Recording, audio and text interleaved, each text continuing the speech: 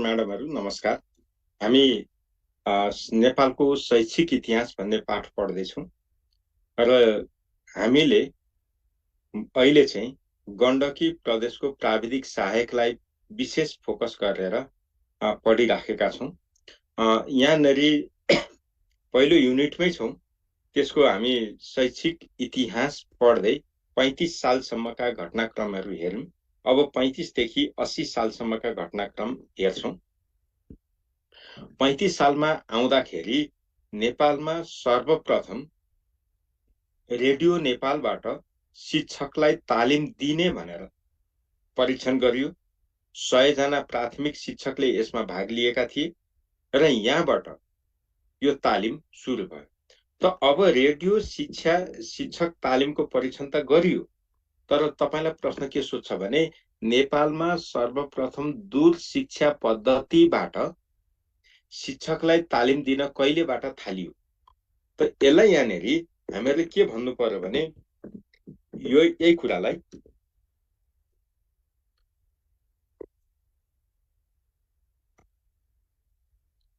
दूर शिक्षा पद्धति, यसलाई यस्तो पनि भनिन्छ है। त्यही भएर यसलाई चाहिँ दूर शिक्षा पद्धतिबाट कहिलेबाट तालिम दिन थालियो भनौँ भने पनि यही 35। रेडियोबाट शिक्षकलाई तालिम दिन कहिलेबाट थालियो भन्दा पनि यही 35।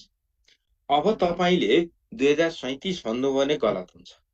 कारण किनभने 2037 मा यही कार्यक्रमलाई विस्तार गरेर त्यति बेलाका 75 जिल्ला मध्ये 72 जिल्लामा यो कार्यक्रम लग्यो। 75 मध्ये 72 मा लग्यो। त्यही भएर हामीले यो कुरा चाहिँ बुझ्नुपर्छ। दूर शिक्षा पद्धतिमा शिक्षकलाई तालिम दिन थालेको चाहिँ 2035 मा हो। तर रेडियो नेपाल वा दूर शिक्षा पद्धतिबाट शैक्षिक कार्यक्रमको प्रसारण चाहिँ 2014 सालमा प्रौढ शिक्षाका व्यक्तिहरूलाई तालिम दिने क्रममा गरिएको छ। त्यही भएर हामीले त्यो कुरो अगाडि पढेका छौँ। अब यी कुरालाई तपाईले एक ठाउँमा ल्याएर संगठित गरेर पढ्नु होला। त्यसो गर्दा तपाईको पढाइ अब्बल हुन्छ, नत्र कमसल हुन्छ। किनभने यहाँ त हामीहरूले जति घटनाक्रम पढ्दैछौँ त्यो चाहिँ वर्षको आधारमा, समयको आधारमा पढ्दैछौँ। तर त्यो मिल्दा जुल्दा घटनालाई एक ठाउँमा ल्याउनुस्। विषयगत रूपमा हुन सक्छ अथवा परियोजनाका आधारमा हुन सक्छ। ती घटनाक्रमलाई एक ठाउँमा राखेर पढ्नुस्। त्यसो गर्दा तपाईले कहिले बिर्सिनुहुन्न, परीक्षामा कन्फ्युजन हुँदैन र तपाईको सही मानेमा तयारी पुग्छ। अब यहाँबाट अर्को थाल्नुपर्ने कुरा के हो भने 35 सालमा आएर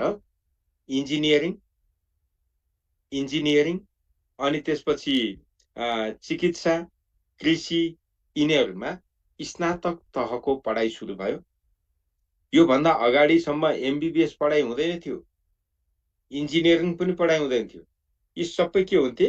त्यति बेला प्रवीणता प्रमाणपत्र तहको अहिलेको +2 त्यो सरका कोर्स मात्रै पढाइ हुन्थे।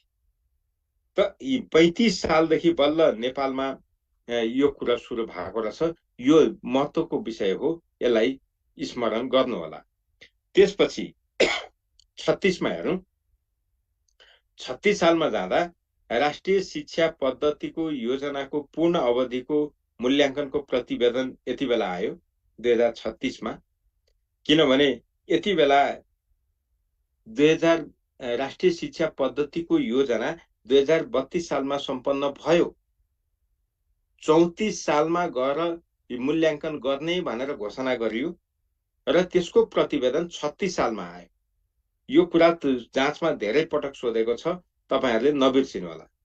त्यस्तै 37 मा जाँदा यति बेला रेडियो नेपालबाट शिक्षक तालिम कार्यक्रम प्रसारण चाहिँ सुरु भयो। यो 37 भदौ 4 गतेदेखि यो विस्तार गरेको। पहिला परीक्षण गरियो 35 मा, त्यसैलाई 75 जिल्ला मध्ये 72 जिल्लामा यो विस्तार गरियो। तेह्रथुम, रूपन्देही र कपिलवस्तुमा चाहिँ यो विस्तार गरिएन। अब के कारणले त्यो चाहिँ थाहा भएन। 3टा जिल्लामा चाहिँ गएन। अर्थात् यो 72 जिल्लामा गयो, 75 जिल्लामा गएन। 37 सालमा गइसकेपछि निजी क्षेत्रमा अथवा संस्थागत विद्यालय पनि स्थापना गर्न पाउने बोर्डिङ स्कुलको अवधारणा यहाँबाट सुरु भयो 37 सालबाट। अनि निरीक्षण एकाइ परियोजनाको सुरुवात यही बेला गरियो 37 सालमा र त्यति बेला 5 वटा जिल्लालाई लियो। त्यो भनेको दाङ, झापा, ललितपुर, बझाङ र कास्की।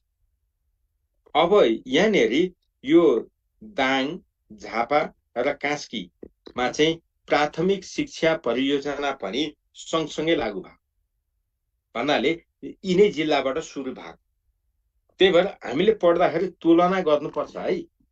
पढ्ने तरिका भनेको तपाईँ जुन विषय पढ्दै हुनुहुन्छ त्यो विषयसँग मिल्दा अन्य घटनाक्रमसँग तुलना गर्नुपर्छ। तुलना गरेर पढ्नु भयो भने झुक्किँदैन। अब त्यसपछि नेपालको आधुनिक प्राविधिक शिक्षालय कुन हो भन्यो भने कर्णाली प्राविधिक शिक्षालय। हामीले चिन्ह चाहिँ कहाँ लगाउने गर्छौँ? बालाजुमा लगाउँछ। बालाजु प्राविधिक शिक्षालयमा लगाउँछ। त्यो गलत हुन्छ। आधुनिक प्राविधिक शिक्षालय, नेपालको पहिलो आधुनिक प्राविधिक शिक्षालय भनेको कर्णाली प्राविधिक शिक्षालय। यो प्रश्न धेरै पटक सोधिसक्यो, धेरै पटक। अनि यो 37 साउन 5 मा स्थापना भयो, जुम्लामा छ भन्ने पनि थाहा भयो। एक पटक कसरी सोधो भने कर्णाली प्राविधिक शिक्षालय जुम्लाको कुन स्थानमा स्थापना गरिएको छ? भुसुके पार्थ्यो। जुम्लाका मान्छेलाई थाहा भयो, अरू बाँकी सबैलाई लडाइदियो। त यो घुगुती भन्ने ठाउँमा छ। त्यही भएर यो घुगुती पनि याद गर्नु पर्यो। 78 सालदेखि यहाँ एमबीबीएस तहको पढाइ हुन थाल्यो। अहिले एमबीबीएस तहको पढाइ पनि हुन्छ भन्नुको मतलब स्नातक तहको प्राविधिक शिक्षा पनि त्यहाँ दिइन्छ। तर सुरुमा चाहिँ ओभरसियरको पढाइ भयो यहाँनेरि, भनेको मतलब इन्जिनियरिङ विषयमा पढाइ भयो, अर्को कृषि विषयमा पढाइ भयो। अब 38 सालमा जाँदाखेरि ग्रामीण विकासका लागि 10 वर्ष सेती परियोजना आयो, 10 वर्ष, र यो 2 चरणमा कार्यान्वयन गरियो। यसलाई सेती परियोजना भन्नुको कारण चाहिँ के हो भने यो ग्रामीण विकास परियोजना सेती अञ्चलमा मात्रै कार्यान्वयन गरियो र सेती परियोजनाको नामले चिनियो। असली नाम चाहिँ ग्रामीण विकासका लागि शिक्षा योजना हो। तर सेती अञ्चलभित्र भएकोले अहिले यसको ख्याति चाहिँ सेती परियोजनाको नामबाट छ। अब सेती अञ्चलका डोटी, बाजुरा र बझाङमा पहिलो चरणमा कार्यान्वयन गरियो, अछाम र कैलालीमा दोस्रो चरणमा कार्यान्वयन गरियो। अब यो परियोजनालाई किन महत्त्वका साथ हेरेको त भन्दा यसले नेपालको शैक्षिक क्षेत्रमा दूरगामी प्रभाव पारेको छ। पहिलो, नेपालमा स्रोत केन्द्रको अवधारणा जन्माउने परियोजना सेती परियोजना, सेटेलाइट स्कुलको मोडल जन्माउने योजना सेती परियोजना, प्रौढ शिक्षाको मोडल जन्माउने योजना पनि सेती परियोजना, चेली बेटी कार्यक्रम भन्ने थियो। 15 देखि 24 वर्ष उमेरसम्मका किशोरीहरूलाई प्रजनन, स्वास्थ्य लगायतका विषयमा तालिम दिने, सचेतीकरण गर्ने, भन्नाले मानव बेचबिखन सम्बन्धी सचेतीकरण गर्ने र उनीहरूलाई कुनै सिपमूलक कार्यक्रममा सहभागी गराएर लघु उद्यमशीलता विकास गर्न प्रेरित गर्ने अभिप्रायले सञ्चालित कार्यक्रम हो चेलीबेटी। अब अर्को प्रश्न सोध्छ, सेती परियोजनाले विकास गरेको प्रौढ शिक्षाको मोडल कुन जिल्लामा परीक्षण गरिएको थियो भनेर सोध्छ। हामीले के भन्नु पर्यो? काभ्रे पलाञ्चोक। त्यस्तै चेलीबेटी शिक्षा कार्यक्रमको परीक्षण कुन जिल्लामा गरियो? भक्तपुरमा गरियो। अब यति भनिसकेपछि हामी अरूमा झुकिँदैनौँ। सेटेलाइट स्कुल भनेको के हो? सेटेलाइट स्कुल भनेको एउटा शाखा विद्यालय जस्तो हो, जस्तो कक्षा 1, 2, 3 का विद्यार्थी भनेका कम उमेरका हुन्छन्। तिनीहरू टाढा अथवा लामो बाटो हिँडेर तय गर्न सक्दैनन्। त्यसको सट्टामा ती विद्यार्थीलाई उनीहरू बसेकै घरबास भएकै क्षेत्रमा राख्ने, विद्यार्थी विद्यालय धाउनुको सट्टा शिक्षकलाई विद्यार्थी भए ठाउँसम्म धाउने बनाउने र शिक्षक नै विद्यार्थी भएको ठाउँमा गएर पढाउने, मोडललाई सेटेलाइट स्कुल भनिन्छ। विगतमा यो कार्यक्रम निकै चल्यो नेपालमा। यो एसओपी स्कुल आउटरिच प्रोग्रामको नामबाट त्यो कार्यक्रम सञ्चालन भयो र पछि ती सबै सेटेलाइट स्कुललाई सामुदायिक विद्यालयमा रूपान्तरण गरियो। अहिले चाहिँ छैन।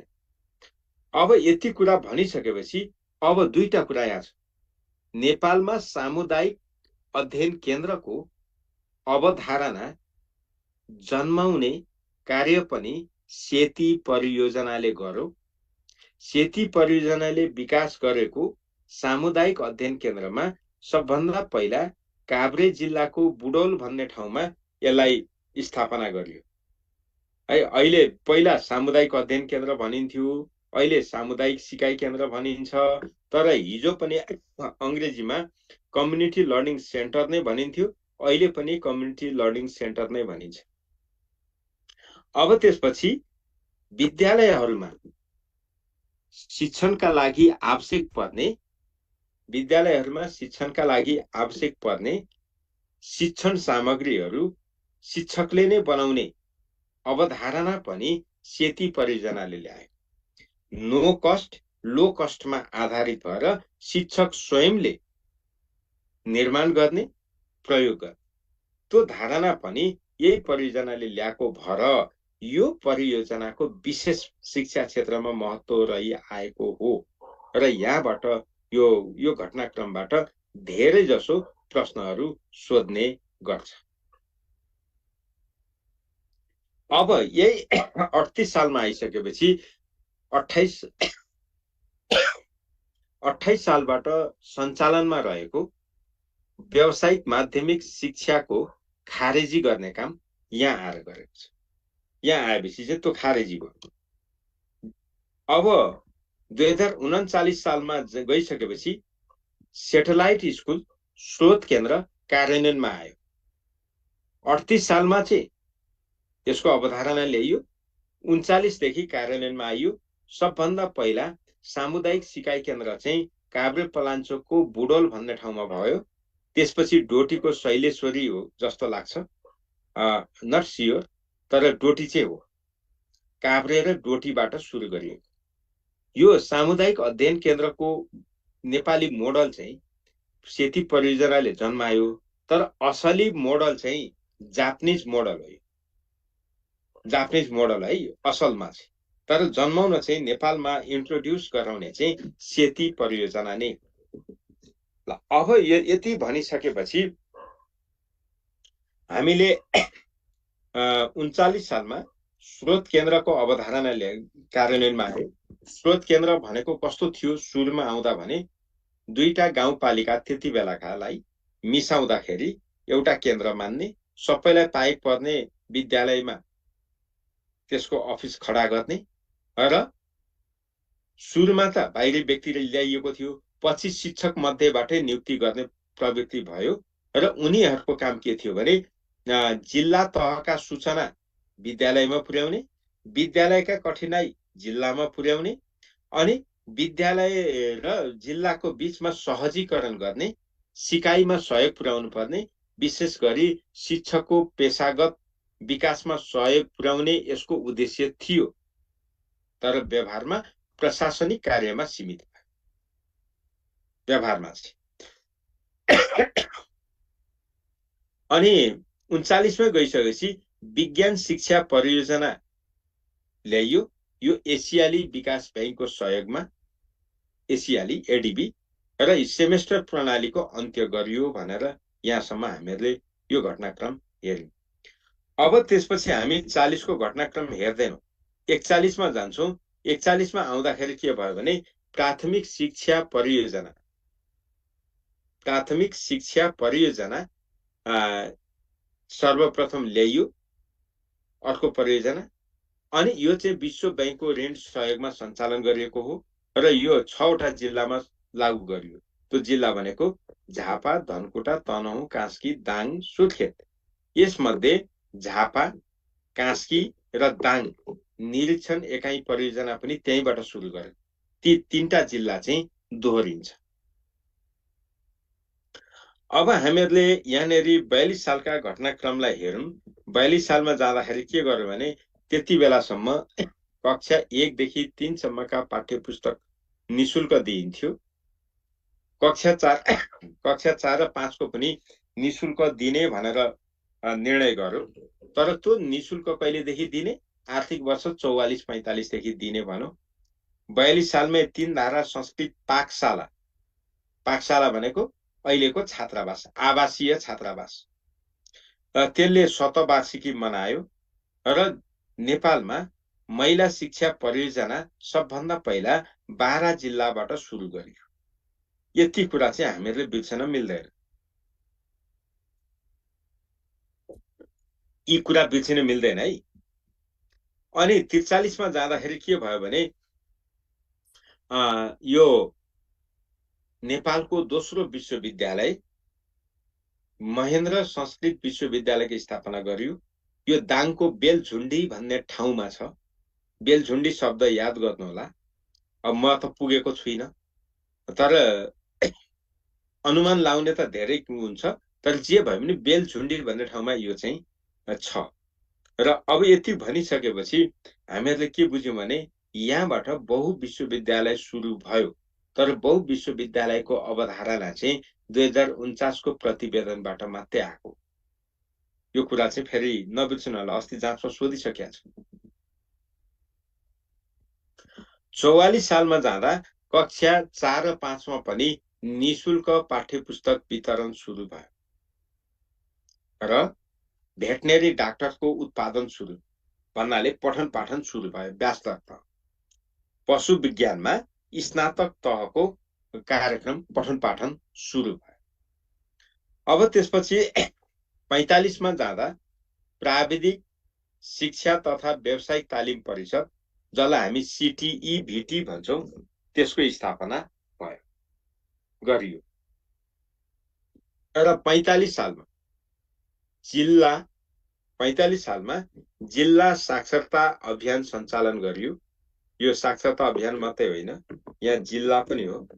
जिल्ला साक्षरता अभियान सञ्चालन गरियो र यो चाहिँ सबभन्दा पहिला कहाँ गरियो? सुर्खेत जिल्लामा गरियो। सुर्खेतबाट आरम्भ गरियो, यो कुरा सम्झिने। 46 मा जाँदा त्यति बेला शिक्षा दिवस फागुन 12 गते मनाइन्थ्यो प्रत्येक वर्षको। त्यति बेलाको नारा के थियो? साक्षर बनौँ, साक्षरता बढाउँ। यो कुरा याद गर्नु होला। 45 मा जिल्ला साक्षर अभियान चल्यो, सबभन्दा पहिला सुर्खेतबाट थालियो, तर 65 मा चाहिँ राष्ट्रिय साक्षरता अभियान हो है। जिल्ला र राष्ट्रिय फरक हो। जिल्ला भन्दा हामीहरूले 45 भन्नु पर्यो, राष्ट्रिय बन्यो भने 65 भन्नु। अब 47 सालमा आउँदा मलाई के लाग्छ भने यो हामीहरूले दोहोऱ्याइराखेका छौँ कि जस्तो लाग्यो। जे होस्, 47 मा आउँदा राष्ट्रिय शिक्षा आयोगको गठन गरियो। केशरचन्द्र रायमाझीको अध्यक्षतामा 15 जना सदस्य।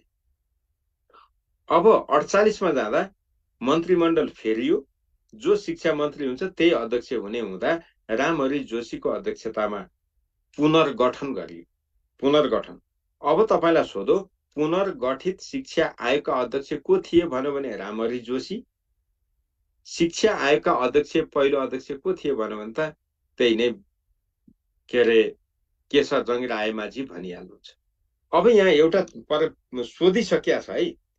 यहाँ के गर्यो भने 48 सालमा जाँदा निर्वाचित प्रधानमन्त्री के सरकार आयो। गिरिजाप्रसाद कोइराला प्रधानमन्त्री, रामहरि जोशी शिक्षा मन्त्री, अनि शिक्षा मन्त्री नै त्यसको अध्यक्ष हुने व्यवस्था भएकोले गर्दाखेरि त्यहाँ 1 जना सदस्य थपेर 15 जनाबाट 16 जना सदस्य भयो। र पछि प्रतिवेदन बुझाउँदाका बखत कति जना सदस्य थिए भनेर सोधिसकेको छ प्रश्न। त्यहाँ 16 जना थिए। प्रतिवेदन चाहिँ 2049 मा बुझाइयो र त्यति बेला मन्त्रीमण्डल हेरफेर गरेर रामहरि जोशीलाई हटाइयो, गोविन्दराज जोशीलाई शिक्षा मन्त्री बनाइयो। र यिनै गोविन्दराज जोशी व्यक्तिगत रूपमा यिनलाई सबैले गाली गर्छ, तर शिक्षा क्षेत्रमा विद्यालय निरीक्षकलाई व्यापकता दिने साहसी निर्णय चाहिँ गरेका हुन् है यिनले। त्यति बेला लगभग 400-500 कति दरबन्दी सिर्जना गरे। त्यत्रो विधि दरबन्दी सिर्जना कुनै पनि क्षेत्रमा हिजो पनि भएन, आज पनि भएको छैन। त्यति चाहिँ गरेका हुन्। अरू पाठ राम्रो नराम्रोको कुरा गरेको होइन, त्यो राम्रो काम चाहिँ एउटा त्यो गरेका हुन्। र त्यसरी विद्यालय निरीक्षण गरे। तर विद्यालय निरीक्षणको धारणा के गरे त्यहाँ भन्दा स्रोत केन्द्रमा बसेर विद्यालय निरीक्षण गर्ने व्यवस्था गरेकै हो, विकेन्द्रीकरण लाउन खोजेकै हो। तर कार्यान्वयन पक्ष चाहिँ फितलो भयो, भएन है।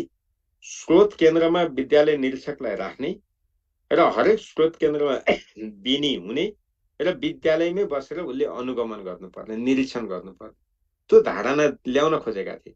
तर कार्यान्वयनमा आएन। अनि यिनले के गरे भने असार 14 गते प्रतिवेदन बुझाए। त्यति बेला 16 जना सदस्य थिए र यसले नै विद्यालय शिक्षालाई, यही प्रतिवेदनले के भन्यो भने विद्यालय शिक्षाका 4वटा तह र संरचना कायम गर्यो। अनि विद्यालय शिक्षालाई 12 वर्ष अवधिको बनायो। त्रिभुवन विश्वविद्यालयबाट प्रवीणता प्रमाणपत्र तह हटायो र उच्च शिक्षामा पनि 4वटा तह बनायो। एउटा एमफिल चाहिँ थप गर्यो, त्यसलाई हामी दर्शनाचार्य भन्छौँ। उच्च शिक्षामा थप गरिएको नयाँ कार्यक्रम भन्यो भने दर्शनाचार्य, यो एमफिललाई लिनुपर्छ। यति कुरा हामीहरूले हेर्नुपर्छ। अब यहाँनिर शिक्षा मन्त्रालयमा महिला शिक्षा शाखा कहिले स्थापना गरियो, यो पनि प्रश्न सोधिसकेको हुँ। यहाँ जति हाइलाइट गरेर तपाईलाई मैले भनिरहेको छु, यी प्रश्न अलमोस्ट कुनै न कुनै ठाउँमा सोधिसकेका प्रश्न हुन्, या प्रासलाई या बिनीलाई।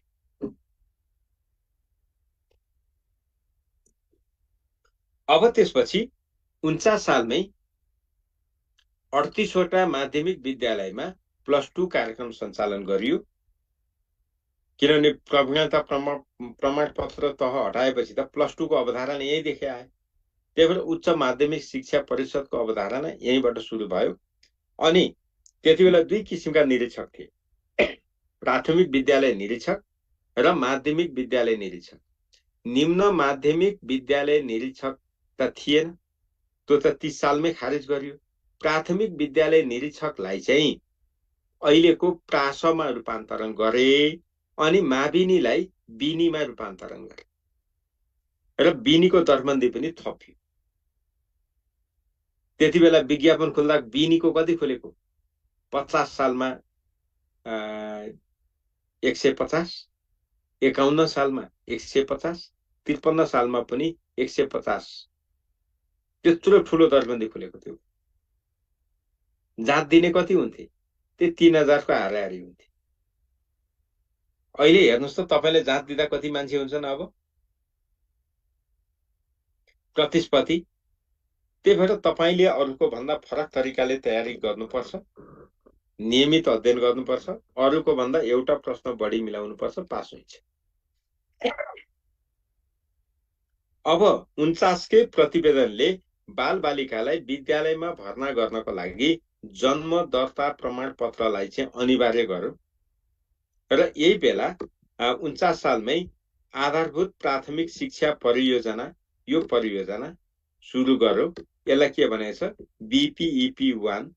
कुन जिल्लामा सुरु गरियो त भन्दा सेती परियोजना लागू भएका 5वटा जिल्ला, प्राथमिक शिक्षा परियोजना लागू भएका 6वटा जिल्ला। त यो 2 ठाउँमा 2टा गरेर 11वटा जिल्लामा लागू गरियो र यो पछि विस्तार भएर यो अवधिभरमा 40वटा जिल्लामा यो कार्यक्रम विस्तार भयो। अब यो परियोजना आइसकेपछि पहिलाको शिक्षा क्षेत्र बहुरियो भनेको चमकायो। अधिकांश बिनीहरू विद्यालय निरीक्षण गर्न जान रुचाएनन्, कार्यालयमा बसेर प्रशासनिक कार्य गर्न रुचाए। प्रशासनिक कार्य गर्न रुचाए, बजेट चलाउनदेखि अरू काम गर्नु पर्थ्यो। तर कहाँबाट गर्नुपर्ने? स्रोत केन्द्रमा बसेर। यति बेला निकै आकर्षकको केन्द्र भयो शिक्षा क्षेत्र। त्योभन्दा अगाडिसम्म बिनी प्रास त थिएन, बिनी र बिनिता थिए नि, प्राविनी र माविनी, त्यति थिए, महत्त्व थिएन। यहाँदेखि अलिक बढी महत्त्व चाहिँ आएको।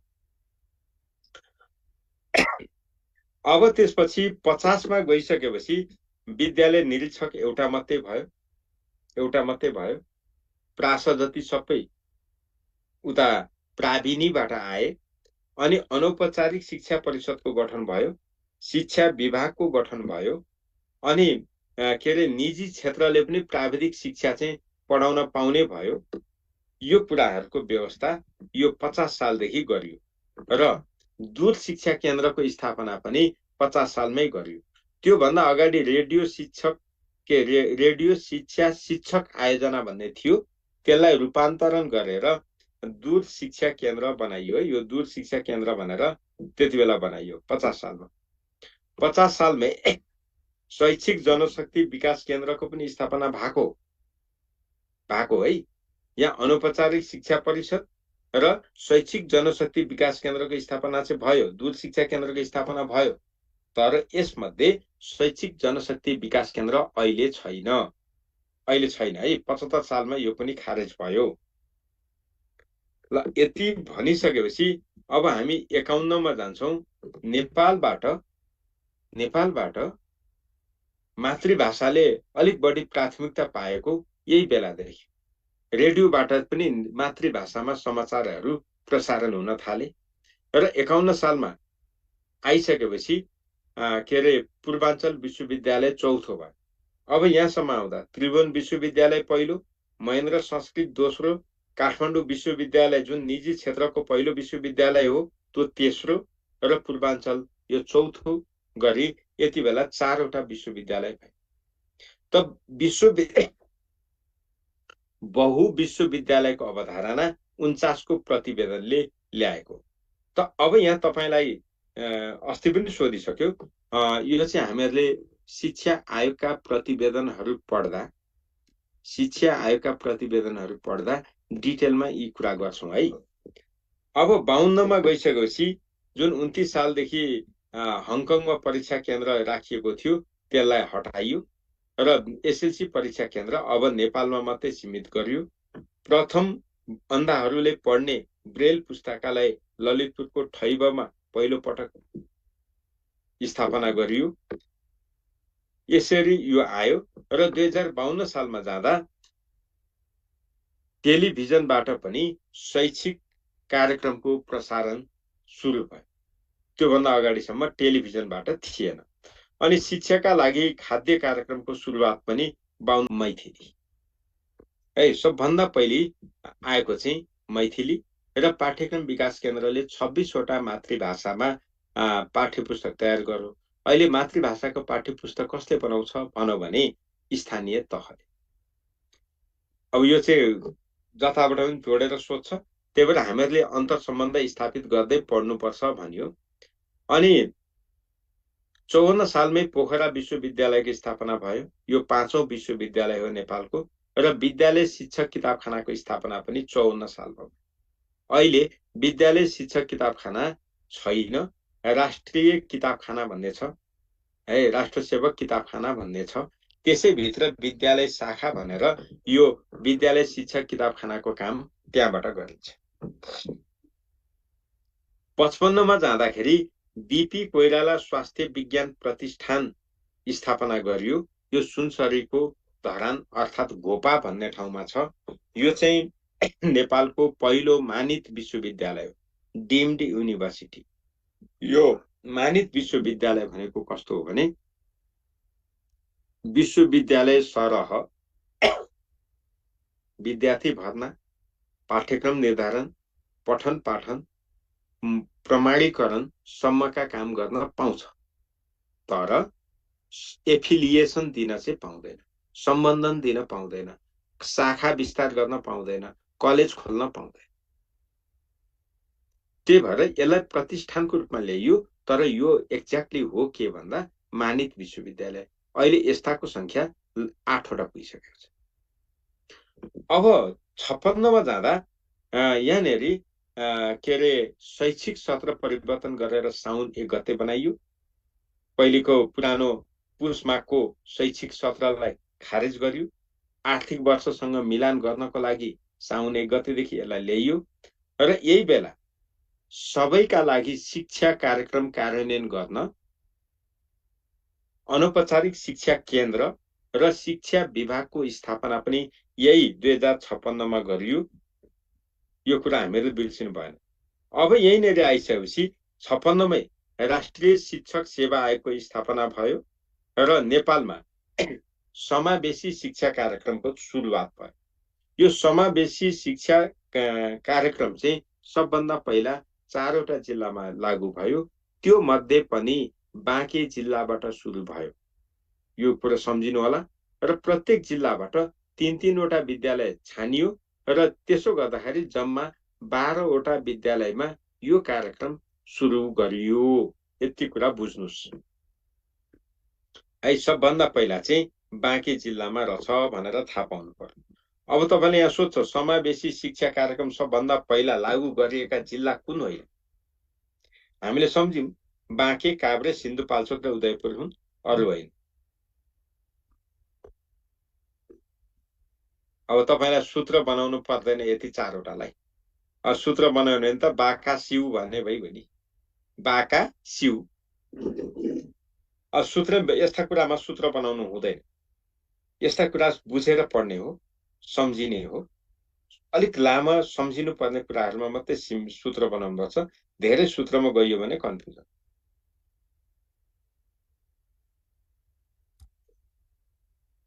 सन्ताउन्नमा हेरौं त। 57 मा जाँदाखेरि नेपालमा निरन्तर विद्यार्थी मूल्याङ्कन पद्धति र उदार कक्षोन्नतिको परीक्षण थालियो। 5वटा जिल्लामा गरियो। कहाँ भन्दा इलाम, चितवन, स्याङ्जा, सुर्खेत र कास्की। धेरै जसो शिक्षाका कार्यक्रम सुरु भएका जिल्लामा एउटा इलाम पनि पर्छ, कास्की पनि पर्छ है। अब त्यो बेलामा जो जताका मन्त्री हुन्छन् त्यतैबाट सुरु हुने हो क्या। त्यतैबाट सुरु हुने हो त। अहिले पनि त त्यही छ, के गर्नु। जे होस्, निरन्तर विद्यार्थी मूल्याङ्कन सबभन्दा पहिला 5वटा जिल्लाबाट सुरु गरिएछ अनि उदार कक्षोन्नतिको परीक्षण पनि एकसाथ सुरु भयो। अब यो उदार कक्षोन्नति भनेको कस्तो त? हामीले के बुझेका छौं भने विद्यार्थीलाई फेल नगर, त्यसो होइन। विद्यार्थी मूल्याङ्कनका क्षेत्रलाई फराकिलो बनाउने। जस्तै विद्यार्थीले गृह कार्य गर्छ, कक्षा कार्य गर्छ, कक्षामा उपस्थित हुन्छ, अन्तर्क्रिया गर्छ, तिनीहरूलाई पनि मूल्याङ्कनको आधार बनाऊ अनि मात्रै पास फेल छुट्याऊ भन्ने धारणा उदार कक्षोन्नति। तर नेपालमा चाहिँ गलत बुझाइले गर्दा यो कार्यक्रम कमजोर भयो, कमसल भयो। 58 सालमा गइसकेपछि सामुदायिक र संस्थागत गरी 2 किसिमको विद्यालय बनाइयो। विद्यालयलाई 2 किसिमले वर्गीकरण गरियो। यो चाहिँ सामुदायिक र संस्थागत। अब यो शिक्षा ऐनको कुन संशोधनले भनेर सोध्छ? 7औं संशोधन भन्नु पर्यो। अब तपाईलाई यहाँबाट सोध्ने सबभन्दा महत्त्वपूर्ण प्रश्न के हो? शिक्षक सेवा आयोग दिवस कहिले मनाइन्छ? शिक्षक सेवा आयोग दिवस कहिले मनाइन्छ भन्दा माघ 25 गते। किनभने यही बेला 56 मा स्थापना भएको राष्ट्रिय शिक्षक सेवा आयोगबाट राष्ट्रिय शब्द झिकियो र त्यसलाई अहिलेको शिक्षक सेवा आयोग भनेर बनाइयो। अब शिक्षक सेवा आयोगको स्थापना कहिले भयो भनौं भने 2058 भन्नु पर्यो। राष्ट्रिय शिक्षक सेवा आयोगको स्थापना कहिले भयो भनौं भने 2056 भन्नु पर्यो। यहाँ बिर्सिनु हुँदैन नि। र यसैले अध्यापन अनुमति पत्रको व्यवस्था पनि गर्यो। अब 59 मा जाउँ। यो 59 मा जाँदाखेरि शैक्षिक सत्र फेरि परिवर्तन भयो। अब साउन 1 गतेलाई खारेज गर्यो र अहिलेको वैशाख 1 गतेदेखि चैत मसान्तसम्मलाई शैक्षिक सत्र मानियो। वैशाख 1 गतेदेखि चैत र मसान्तसम्मको अवधिलाई शैक्षिक सत्र मानेर कार्यान्वयन गर्यो। अब 60 सालको कुरा गरौँ। 60 सालमा जाँदा कक्षा 1 देखि नै अंग्रेजी विषयलाई अनिवार्य गर्ने काम गर्यो। यहाँ आइसकेपछि निर्णय चाहिँ 59 मा गर्यो, कार्यान्वयन चाहिँ 60 साल भयो। अब पहिला के थियो त भन्दा कक्षा 4 देखि मात्रै अङ्ग्रेजी पढ्नु पर्थ्यो। 60 सालबाट कक्षा 1 देखि नै अङ्ग्रेजी विषय पठन पाठन हुन थाल्यो।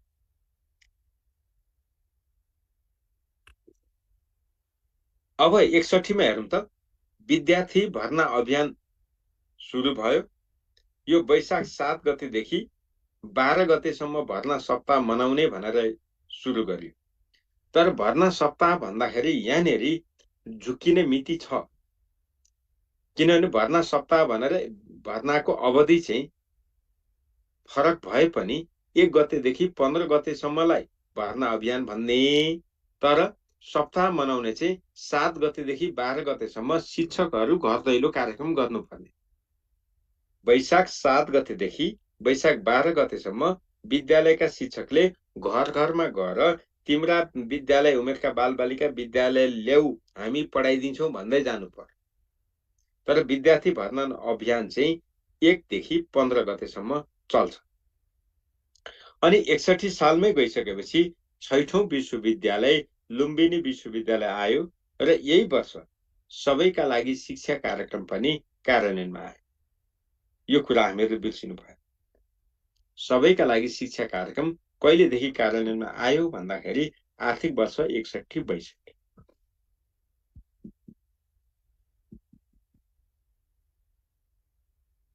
अब 62 मा के गर्यो भने कक्षा 1 देखि 3 सम्म सबै विद्यालयमा देशैभर उदार कक्षोन्नति कार्यक्रमलाई विस्तार गरियो, उदार कक्षोन्नतिको कार्यलाई।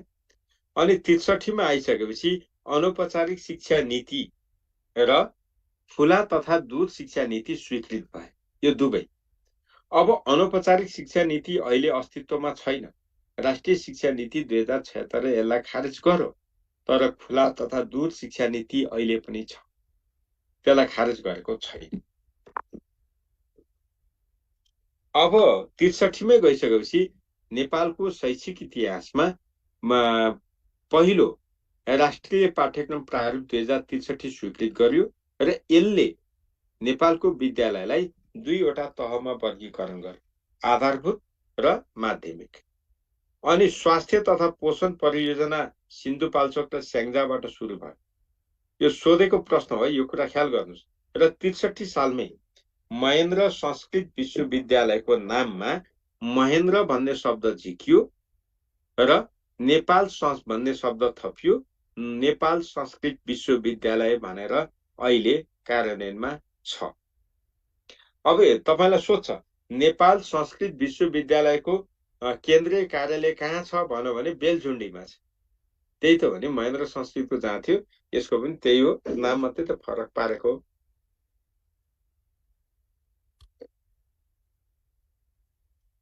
चौसठीमा जाँदा बहुभाषिक शिक्षा कार्यक्रमको परीक्षण गरियो 7वटा भाषामा। अब यो त राणा थारू, मगर, तामाङ, आठपरिया राई, पूर्वेली उराव, राजवंशी र सन्थाल।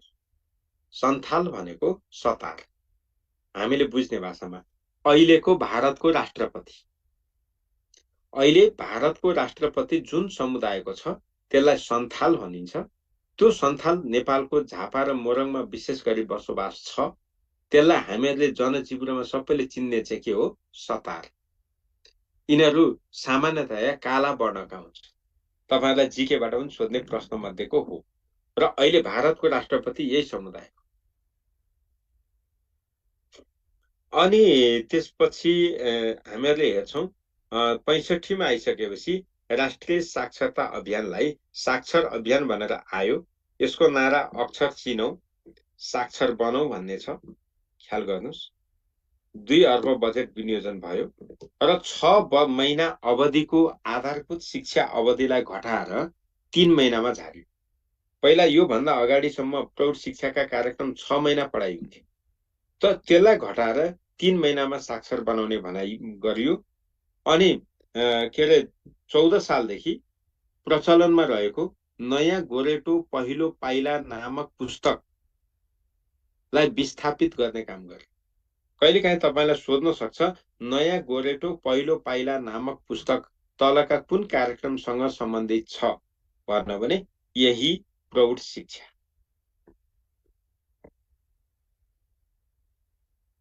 अब 66 मा हेर्नुहोस् त, विपन्न लक्षित छात्रवृत्ति 15 जिल्लामा लागू गरियो।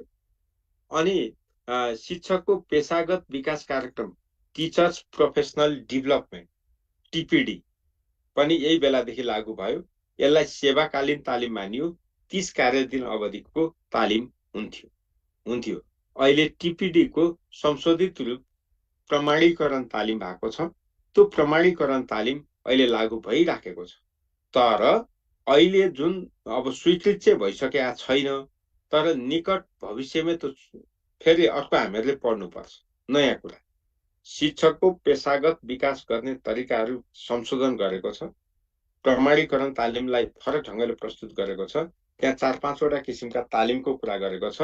त्यो चाहिँ हामी शिक्षकको तालिम वा क्षमता, पेशागत क्षमता भन्ने पाठ पढ्दा त्यो कुरा डिटेलमा पढ्छौँ।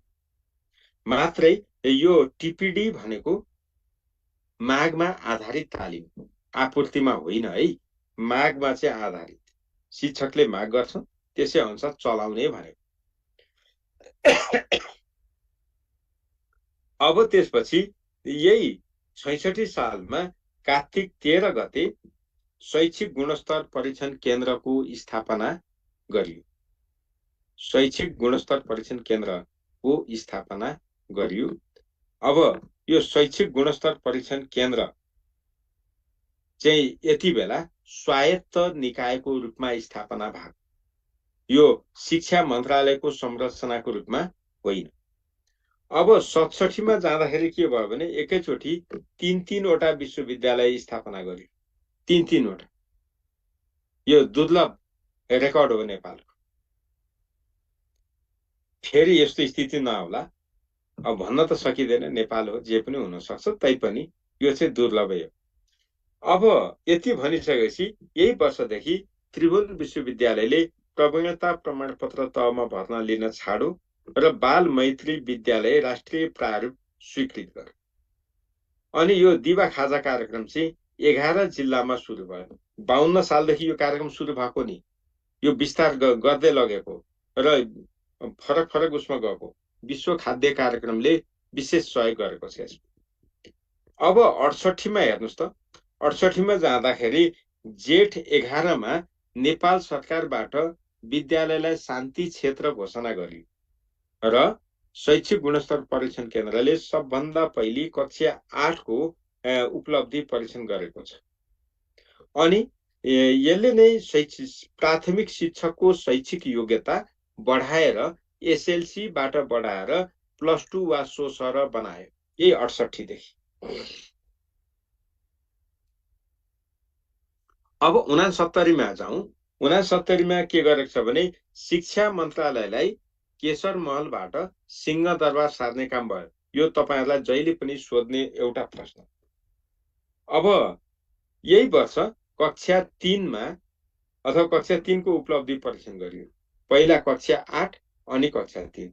त शैक्षिक गुणस्तर परीक्षण केन्द्रले 4 वटा कक्षाको उपलब्धि परीक्षण गर्छ। त्यो भनेको कक्षा 3, कक्षा 5, कक्षा 8, कक्षा 10। यी 4 वटा कक्षाको सिकाइ उपलब्धि परीक्षण गर्छ। सिकाइ उपलब्धि परीक्षण गर्दा ती कक्षामा पढ्ने सबै विद्यार्थीलाई सहभागी गराउँदैन। नमुनामा परेका विद्यालय, जिल्ला र विद्यार्थीलाई मात्रै सहभागी गरेर र्यान्डमली यसको अध्ययन गर्छ र प्रतिवेदन प्रकाशन गर्छ। अब तपाईले एउटा थाहा पाउनु पर्यो, शिक्षा विज्ञान तथा प्रविधि मन्त्रालयको कार्य सम्पादन, शिक्षा तथा मानव स्रोत विकास केन्द्रको कार्य सम्पादन, पाठ्यक्रम विकास केन्द्रको कार्य सम्पादन, शिक्षा विकास तथा समन्वय इकाइको कार्य सम्पादन, विद्यालयको कार्य सम्पादन गर्ने निकाय भनेकै, अर्थात् शैक्षिक अडिट गर्ने भनेकै शैक्षिक गुणस्तर परीक्षण केन्द्र हो। अब तपाईलाई यहाँनेरि परीक्षणको हिसाबले कुन विद्यालय उत्कृष्ट, कुन कमजोर यसले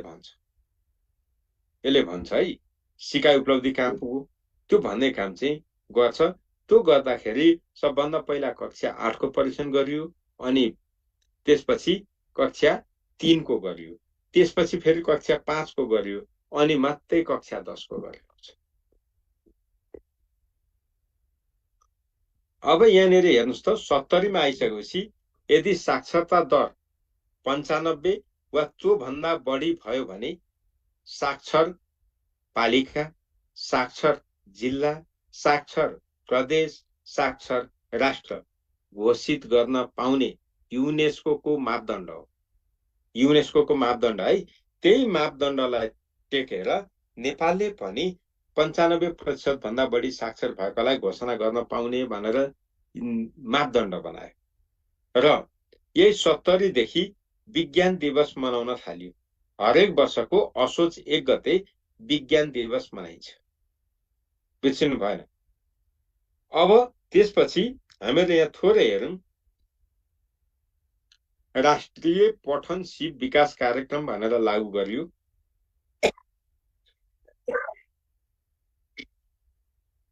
यो कक्षा 1 देखि 3 सम्म नेपाली भाषा विषयमा यसले काम गर्यो र यसले के बेन्चमार्क तोक्यो भने कक्षा 3 को अन्तमा एउटा विद्यार्थीले 45 शब्द शुद्धसँग उपयुक्त गतिमा पढ्न सको भने त्यस्तो विद्यार्थीलाई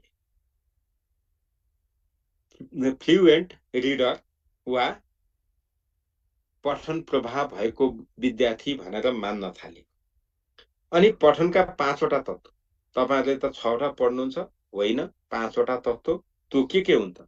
ध्वनि सचेतीकरण, लेख्य वर्ण सचेतीकरण, शब्द भण्डार, पठन प्रवाह र बोध।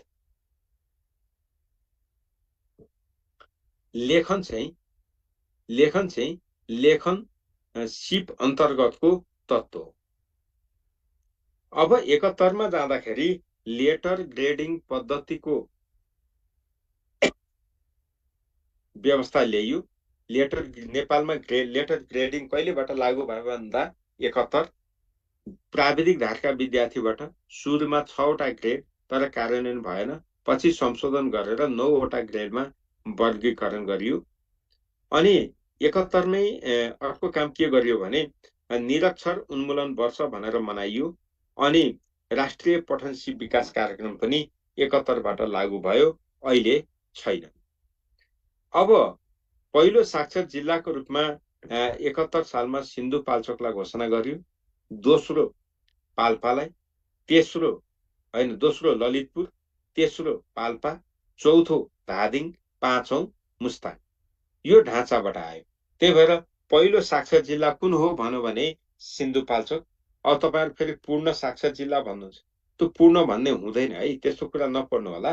तपाईले पूर्ण भने पनि जे भने पनि साक्षर भनेको साक्षरै हो। त्यही भएर यहाँनेरि पहिलो साक्षर जिल्ला भनेको सिन्धुपाल्चोक, दोस्रो ललितपुर। अब भएको चाहिँ के हो भने चित्रलेखा यादव मन्त्री हुनुहुन्थ्यो, शिक्षा मन्त्री। अनि ललितपुरका जीसीएलले चाहिँ पहिला आफूलाई अलिक रवाफ देखाउनलाई मन्त्रीलाई बोलाएर साक्षर जिल्ला घोषणा भनेर भनिदिए, तर कार्यविधि त पुगेन। मन्त्रालयले तोकेको कार्यविधि पुगेन, नपुगेपछि त्यसले मान्यता पाएन। त्यसपछि सिन्धुपाल्चोकले चाहिँ कार्यविधि पुर्याएर घोषणा गर्यो। त्यही भएर सिन्धुपाल्चोक पहिलो साक्षर जिल्ला। पछि ललितपुरले पनि अनि कार्यविधि पुर्याएर घोषणा गर्यो दोस्रोमा, त्यही भएर ललितपुर दोस्रोमा गयो। त्यसपछि पाल्पाले गर्यो, त्यसपछि धादिङले गर्यो, त्यसपछि मुगुले गर्यो, के अरे मुस्ताङले। मुगु भन्न आएछ, मुस्ताङले। मुगु त अहिले पनि भएको छैन। अब यही वर्ष कक्षा 5 को उपलब्धि परीक्षण गरियो। 72 मा जाँदा लेटर ग्रेडिङ पद्धतिमै नतिजा प्रकाशन गरियो र डिजिटल दस्तखत प्रणालीको सुरुवात पनि भयो। अनि दोस्रो प्रतिष्ठान पोखरा स्वास्थ्य विज्ञान प्रतिष्ठान स्थापना गरियो। अनि 72 सालमै शिक्षकको सक्षमता प्रारूप स्वीकृत भयो। 8 वटा सक्षमता यही बेला तोकियो। अनि 72 मै शिक्षालाई मौलिक हक मानियो र नेपालमा भर्चुअल क्लास पनि यहीँबाट सुरु भयो। भर्चुअल क्लास भनेको तपाईँ हामी अहिले जसरी पढ्दैछौँ त्यो। यो भनेको तपाईँ हामी फिजिकल्ली चाहिँ कहाँ छौँ थाहा छैन, तर मानसिक रूपमा हामी एउटै समयमा एकै ठाउँमा छौँ। तपाईँ आफ्नो घरमा कसरी पढिरहनु भएको छ मलाई थाहा छैन, मैले यहाँ कसरी पढिरहेको छु तपाईँलाई पनि थाहा छैन। त्यो दुईटै स्थिति भएकोलाई भर्चुअल क्लास भनिन्छ। अहिले हामीले पढ्दै गरेको तरिका भर्चुअल क्लास हो।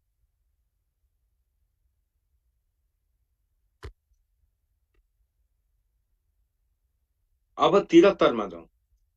वैशाख के अरे विद्यालयमा निशुल्क पाठ्य पुस्तक कुन दिन वितरण गरिन्छ भनेर सोध्यो भने प्रत्येक वर्षको वैशाख 5 गते। अनि यही बेला असार 15 गते शिक्षा ऐन 2028मा 8औं संशोधन गरियो र इसिडीलाई विद्यालय शिक्षाको संरचनामा ल्याइयो र राष्ट्रिय परीक्षा बोर्डको स्थापना गरियो। उच्च माध्यमिक शिक्षा परिषदलाई खारेज गरियो। एसएलसीलाई एसईईमा रूपान्तरण गरियो। खुल्ला विश्वविद्यालय ऐन यही बेला ल्याइयो र सबभन्दा महत्त्वपूर्ण कुरा शैक्षिक गुणस्तर परीक्षण केन्द्रलाई शिक्षा मन्त्रालयको अभिन्न अङ्गको रूपमा ल्याइयो। भिन्न छुट्टै स्वायत्त निकाय भन्ने हटाइयो। यसलाई शिक्षा मन्त्रालयकै अङ्गको रूपमा राखियो। सबभन्दा महत्त्वपूर्ण प्रश्न यो कुरा ख्याल गर्नुस्। अब त्यसपछि कक्षा 11मा पनि 73 देखि अक्षराङ्कन पद्धति लागू भयो भनेर यहाँ भनिएको छ। अरु जान्नु पर्दैन। अब 74 को कुरा गरौँ। 74 मा जाँदा कक्षा 8मा अक्षराङ्कन पद्धति लागू भयो। राप्ती स्वास्थ्य विज्ञान प्रतिष्ठान स्थापना गरियो अनि शिक्षा विज्ञान तथा प्रविधि मन्त्रालय भनेर नामाकरण पनि यही बेला भएको छ। धेरै पटक चेन्ज भएको नाम हो, तर अहिलेको नाम चाहिँ 71 यो 74 देखि अहिलेसम्म एउटै नामबाट चलिराखेको छ। अब त्यस्तै 74 मा गएपछि राजर्षि जनक विश्वविद्यालय स्थापना गरियो है। यति कुरा सम्झ्यौं। अब नेपालमा कार्यान्वयनमा रहेका जिल्ला शिक्षा कार्यालय खारेज गर्ने निर्णय चाहिँ 74 चैत 27 गते भयो, तर खारेजी चाहिँ 75 साउन 1 गतेदेखि भयो। मैले यति भनेको छु है, तपाईहरु फेरि यसले के भन्नु होला, झुकिनु होला। अब अर्को कुरा गरौँ। यहाँनेरि के अरे अर्को चाहिँ स्थानीय तहलाई त्यो 74 मा किन गरियो त भन्दाखेरि स्थानीय सरकार सञ्चालन ऐन 2074 आयो। त्यो ऐनसँग बाजिने शिक्षाका ऐनहरू स्वत निष्प्रभावी हुने भनेर भनियो। त्यो आधारमा विद्यालयलाई जाने पैसा पहिला जिल्ला शिक्षा कार्यालय मार्फत जान्थ्यो, त्यसको सट्टा अब स्थानीय निकाय मार्फतै सबै कुरा दिइयो। त्यो गरेको छ। अब शिक्षा ऐनको 9औं संशोधन पनि यही 74 मा आएर भएको छ, 74 सालमै। र बुद्ध भूमि नगरपालिका नेपालको पहिलो त्यस्तो नगरपालिका हो जसले अनिवार्य आधारभूत शिक्षा संविधान सम्मत ग्यारेन्टी भएको घोषणा गर्ने पहिलो नगरपालिका बुद्ध भूमि नगरपालिका। यो कुरा बिर्सिनु भयो। अब अभिभावकत्व ग्रहण गर्ने व्यवस्था पनि 74 सालबाटै सुरु गरियो र 75 मा आइसकेपछि पाठ्यक्रम संरचना स्वीकृत गरियो। अनि के अरे 75 मै आइसकेपछि साबिकको शिक्षा विभाग, अनौपचारिक शिक्षा केन्द्र र शैक्षिक जनशक्ति विकास केन्द्र, यो 3 वटा संस्थालाई खारेज गरियो र अहिलेको शिक्षा तथा मानव स्रोत विकास केन्द्र स्थापना गरियो। मात्रै फरक के हो भने चैत 27 मा जिल्ला शिक्षा कार्यालय खारेज गर्ने निर्णय गरियो। 75 जेठ 6 गते यो 3टा संस्था खारेज गर्ने निर्णय गरियो। 75 असार मसान्तमा क्षेत्रीय शिक्षा निर्देशनालय र शैक्षिक तालिम केन्द्र खारेज गर्ने निर्णय गरियो र 2075 साउन 1 गतेदेखि नै शिक्षा तथा मानव स्रोत विकास केन्द्र अनि के अरे शिक्षा विकास तथा समन्वय इकाइ, मैले भन्न गल्ती गरेँ, शिक्षा विकास तथा समन्वय इकाइ जिल्ला शिक्षा कार्यालयको सट्टा त्यो कार्यालय स्थापना भयो। शिक्षा विभाग, अनौपचारिक शिक्षा केन्द्र र शैक्षिक जनशक्ति विकास केन्द्रको सट्टा शिक्षा तथा मानव स्रोत विकास केन्द्र। त्यसपछि शिक्षा निर्देशनालयको सट्टा शिक्षा विकास निर्देशनालय, क्षेत्रीय शिक्षा निर्देशनालयको सट्टा शिक्षा विकास निर्देशनालय, शैक्षिक तालिम केन्द्रको सट्टा शिक्षा तालिम केन्द्र स्थापना भए। कहिले? 75 साउन 1 गतेबाट। र 75 साउन 1 गतेबाटै ती अघि भनेका सबै संस्था खारेज भए। एउटै मिति छ। अहिले 7वटा प्रदेशमा एक एकवटा गरेर 7वटा शिक्षा विकास निर्देशनालय, 7वटा प्रदेशमा एउटा एउटा गरेर 7वटा शिक्षा तालिम केन्द्र छन्।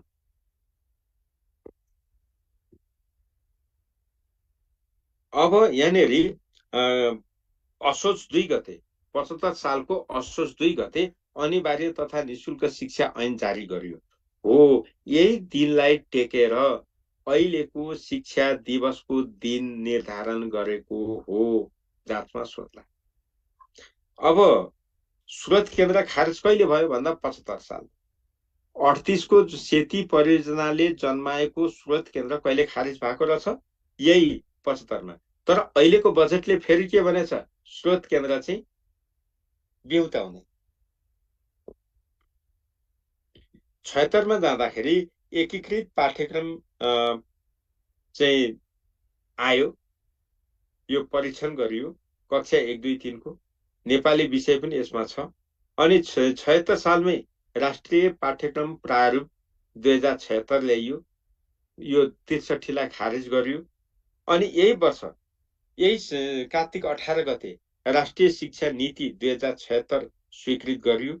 यसले 5वटा शिक्षा सम्बन्ध नीतिलाई खारेज गर्यो। ती नीतिमा अनौपचारिक शिक्षा केन्द्र, तालिम नीति 72, के अरे अनौपचारिक शिक्षा नीति 63, तालिम नीति 72, प्राविधिक तथा व्यावसायिक शिक्षा नीति 2059 लगायत यिनीहरूलाई खारेज गर्यो। तर खुला तथा दूध शिक्षा नीति अहिले पनि छ, खारेज भएको छैन। 76 नेपाल साक्षर वर्ष मनाउने निर्णय चाहिँ गर्यो, तर मनाएन। कोरोनाको कारणले गर्दा मनाएन। 76 देखि नै EMIS लाई IEMIS बनाइयो। EMIS अफलाइनमै काम गर्न सकिन्थ्यो, IEMIS अनलाइनमा मात्रै गर्न सकिन्छ। अब 77 मा हेर्नुस् त, एकीकृत पाठ्यक्रम शैक्षिक सत्र 77 मा कक्षा 1 मा लागू भयो, 2 र 3 मा परीक्षण गरियो।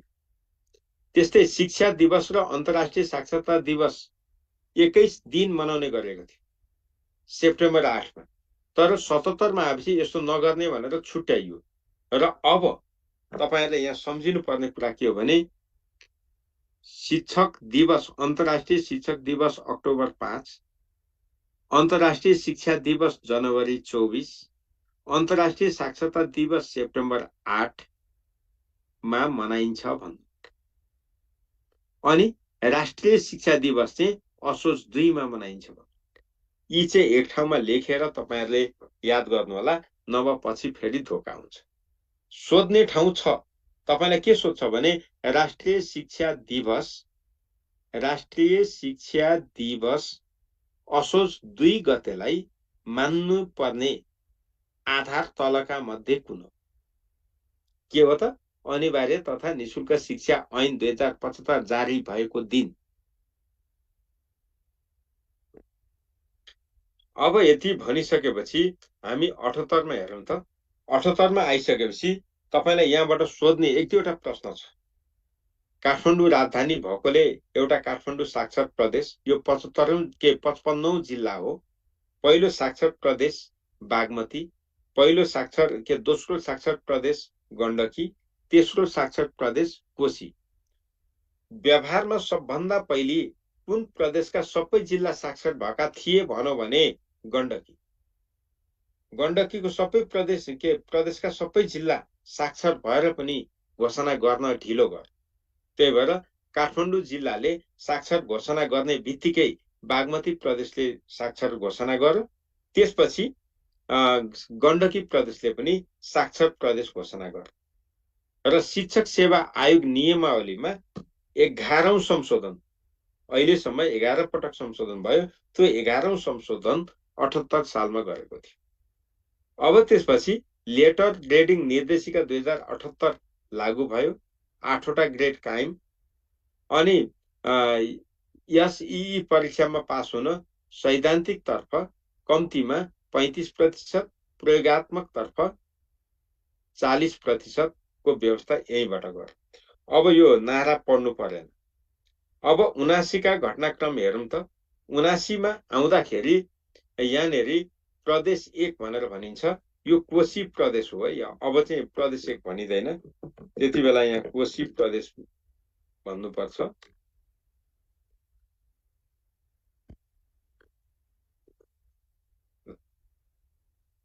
कोशी त यस्तो हुँदैन त। कोशी प्रदेशका सबै जिल्ला साक्षर भए र भदौ 23 गते साक्षर प्रदेश घोषणा गरियो। है, यो चाहिँ अहिलेसम्म घोषणा गरिएको प्रदेशमा यसको कुरा छ। अब के अरे कञ्चनपुर जिल्ला 62औं थियो। अब त अरू पनि बढेको छ। अहिले हामी हेर्छौँ यताका अरू कुरा हेर्दैन। यहाँ अरू के हेर्दैन, कोशी प्रदेशको यस साक्षरता हेर्छौँ। अरू त्यस्तो महत्त्वपूर्ण घटनाक्रम घटेको छैन। अब अहिलेका घटनाक्रमबाट हामीहरूलाई परीक्षामा सोध्ने चाहिँ यहाँबाट हुन्छ। त्यही भएर अहिले हेरौँ त। विद्यालय शिक्षा सम्बन्धी विधेयक संघीय संसदमा प्रस्तुत छ। भन्नुको मतलब 2028 शिक्षा ऐन 2028 लाई प्रतिस्थापन गर्न बनेको विधेयकको मस्यौदा संसदमा विचाराधीन छ, छलफलकै क्रममा छ। प्रत्येक वर्ष असोज 2 गतेलाई राष्ट्रिय शिक्षा दिवस मनाउने निर्णय 2080 2/9 मा गरियो। मन्त्री परिषदले निर्णय गरेको हो। अनिवार्य तथा निशुल्क शिक्षा ऐन 2075 जारी भएको दिनलाई आधार मानी शिक्षा दिवसको दिन तय गरेको।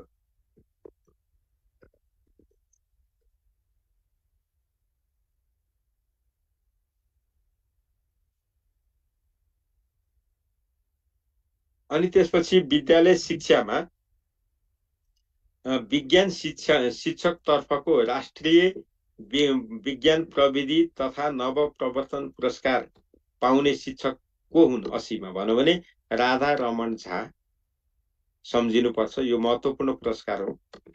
पुरस्कार त अरू शिक्षकले अरू विधामा नि पाएका छन्, ती त्यति महत्त्वपूर्ण छैन, त्यही भएर यसलाई राखियो। वैदेशिक अध्ययन गर्न जाने विद्यार्थीले नो अब्जेक्सन लेटर लिँदा एनओसी लिँदा अनलाइनबाटै लिन सक्ने व्यवस्था 80/2/1 मा गरियो। यसलाई फेसलेस पद्धति भन्नु मतलब भौतिक रूपमा उपस्थित नभइकनै लिन सक्ने पद्धतिको रूपमा पनि मानियो। अनि जुन 21 मा योग दिवस मनाइन्छ, अन्तर्राष्ट्रिय योग दिवस भने नेपालमा माघ 1 गतेलाई योग दिवसको रूपमा मनाइन्छ।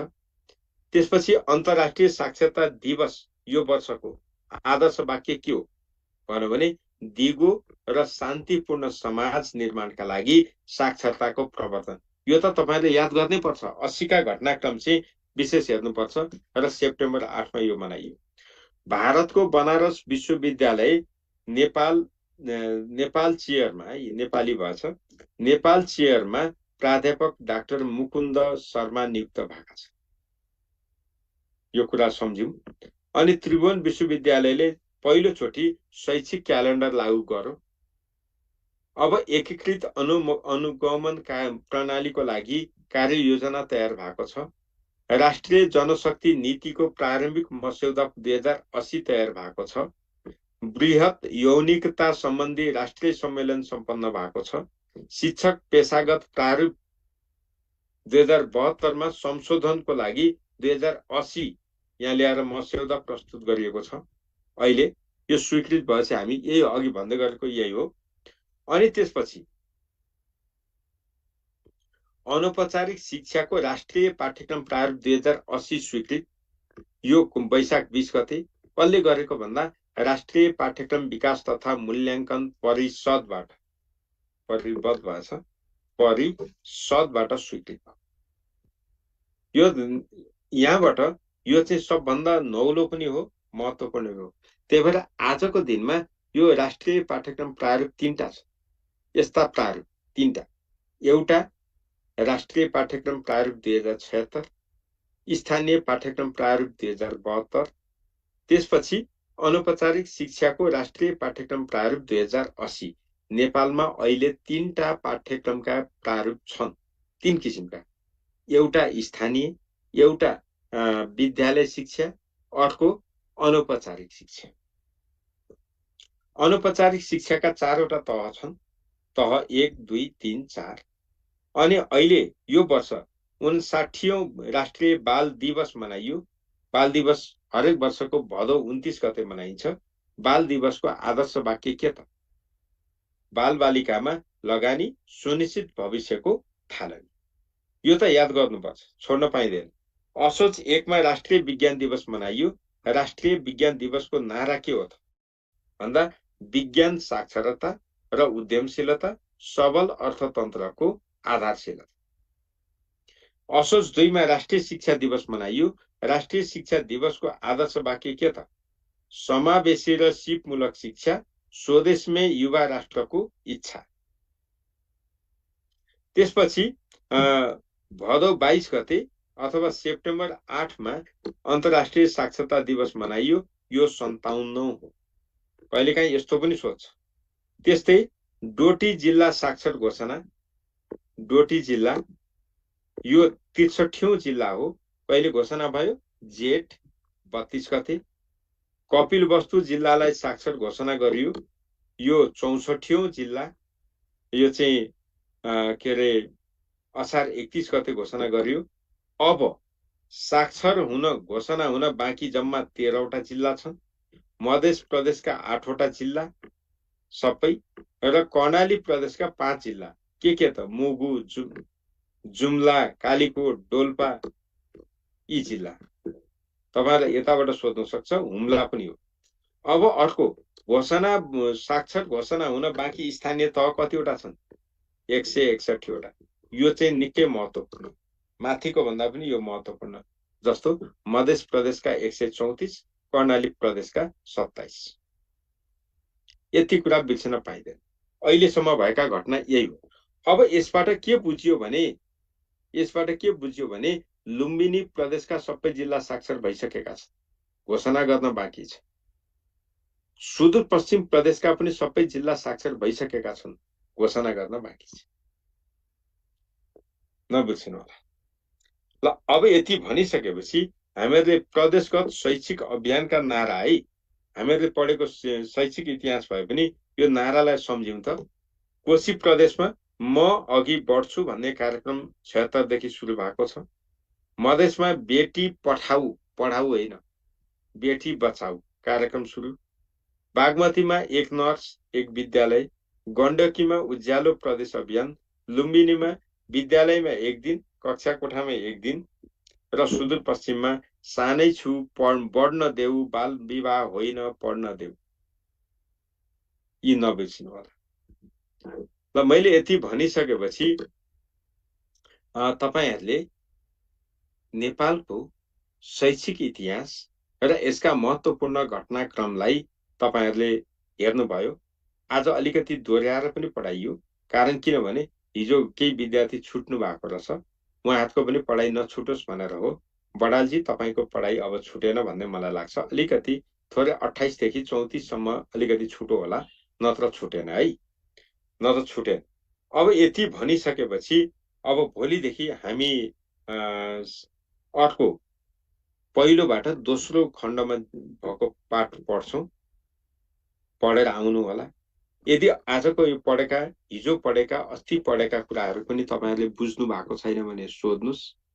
अहिले पनि तपाईहरु कसैले केही बुझिन भन्ने लाग्छ भने सोध्नुस्, सोध्न पाइन्छ। त्यही सोध्ने बुझ्ने काम तपाईहरुको हो। तपाईहरुले सोध्नु भयो, मैले जवाफ दिन्छु, बुझाउँछु। तपाईहरुले सोध्नु भएन भने मलाई थाहा हुँदैन, तपाईले बुझ्नुभयो भन्ने मैले बुझ्दछु। त्यही भएर तपाईहरु यहाँ पढ्न आउनु भनेकै अलिकति फरक तरिकाले हेर्नुस्। तपाईहरुले यहाँ जुन हाइलाइट गरेर महत्त्वपूर्ण विषयवस्तु भनेको छ, ती कुरालाई चाहिँ तपाईले छोड्न मिल्दैन। हामीहरूले ए लेभल र बी लेभलका प्रश्नलाई मात्रै समातेर हिँड्छौं, सी लेभलका प्रश्न हेर्दैनौं। कारण किनभने तपाईहरुको कोचको भारी असाध्यै गरुङ्गो छ, असाध्यै गरुङ्गो छ। तपाईहरुको एक्जामको समय आइ नै सकेको छ। त्यो अवधिमा हामीहरूलाई कोच सक्न पनि गाह्रो हुन्छ। अलिकति ध्यान दिएर पढ्नु भयो भने तपाईलाई सजिलो हुन्छ, तपाईको तयारी राम्रो हुन्छ। त्यही भएर अहिलेसम्म पढेको कुरा र भोलि पढाइ हुने क्रमशः हामी पढ्छौँ। त्यो कुरा पढेर आउनुस्, नबुझेको कुरा टिपेर आउनुस्। त्यति गर्दा यहाँ पढाइ हुँदा पनि बुझिएन भने सोध्नुस्। अहिले तपाईहरु मध्ये कसैले आज पढेका कुराहरू मैले चाहिँ यो बुझिन भन्ने लागेको छ भने तपाईहरुलाई त्यहाँनेरि ह्यान्ड रेज गर्ने अप्सन दिएको हुन्छ, त्यहाँ क्लिक गर्नु होला। तपाईको हात यहाँ मैले देख्छु, यस्तो गरेको देख्छु, अनि मैले तपाईलाई चाहिँ यहाँबाट अनम्युट गरेर लु तपाई बोल्नुस् त भन्न सक्छु है। यो कुरा ख्याल गर्नुस्।